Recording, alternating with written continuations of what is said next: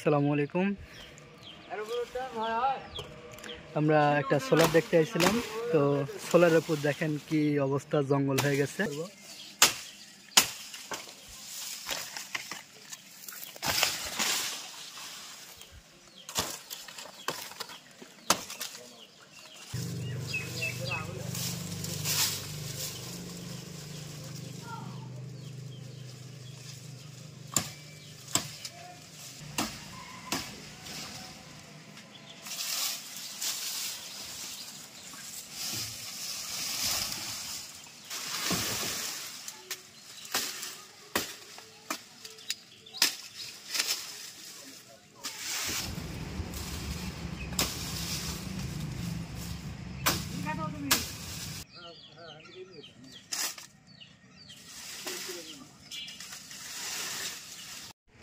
আলহামদুলিল্লাহ, আমরা সব কিছু পরিষ্কার করে দিলাম।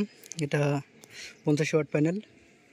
তো উপকার প্যানেলটা নষ্ট হয়ে গেছে, ওটা 40 ওয়াট প্যানেল, ওটা নষ্ট হয়ে গেছে ডাক পরে। এটা আলহামদুলিল্লাহ ভালো আছে। তো আমরা এই একটা দিয়ে আপাতত এটা কানেকশন করে যাব, বাদ বাকিটা পরে ইনশাআল্লাহ দেখব।